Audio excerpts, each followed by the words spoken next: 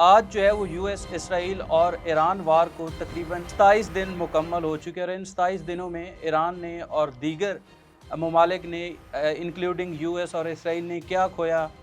कितनी जानों का नुकसान किया, कितना जो है वो दुनिया को नुकसान हुआ, ये हम आज के इस व्लॉग में देखेंगे। सबसे पहले 27 दिनों में ईरान में जो डेथ्स हैं वो तकरीबन 1500 के करीब लोग जो हैं वो लुक़्मा अजल बन चुके हैं इस जंग की वजह से और तकरीबन 18,500 के करीब लोग ज़ख्मी हैं और इनमें कुछ शदीद ज़ख्मी भी हैं। जबकि इसके साथ साथ अगर हम ईरान ने जो दीगर ममालिक पे हमले किए हैं जैसे इराक़ है या यमन है या दुबई है, सऊदी अरेबिया है, लेबनान है, वहाँ पर तकरीबन 1000 लोग इस जंग की वजह से लुक़्मा अजल हुए और इसके साथ साथ तकरीबन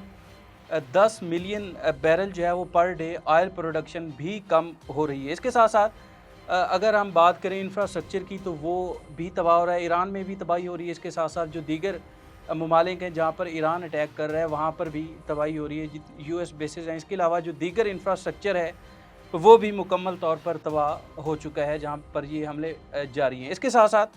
18 बिलियन डॉलर का नुकसान अब तक जो है वो हो चुका है और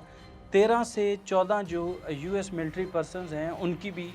इस जंग में डेथ हो चुकी है। इसके साथ साथ नुकसान की अगर बात तखमीना लगाया जाए तो वो तो ज़ाहिर बात है बहुत ज़्यादा यूएस के जो महंगे हथियारे जो ईरान ने मार गिराए, इसके साथ साथ इंफ्रास्ट्रक्चर की तबाही है और ये लॉस बहुत ज़्यादा हो जाता है। मगर एक जो एस्टिमेटेड लॉस है वो तकरीबन 18 बिलियन डॉलर का बताया जा रहा है। इसके साथ साथ अब जो है वो पिछले दिनों जिस तरह हमने देखा कि ईरान और यूएस के दरमियान टॉक का भी सिलसिला जारी हुआ,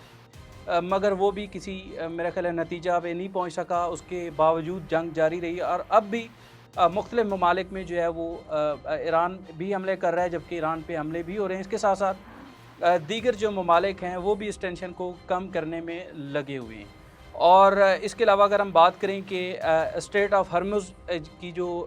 बंदिश है उसकी वजह से भी दुनिया भर में एनर्जी का एक ज़ाहिर बात है शॉर्टफॉल आ रहा है और जिस तरह मैंने पहले बताया कि 10 मिलियन बैरल जो ऑयल प्रोडक्शन है पर डे वो कम हो रही है। फ्यूचर में दुनिया भर को, ना सिर्फ पाकिस्तान को बल्कि दुनिया भर को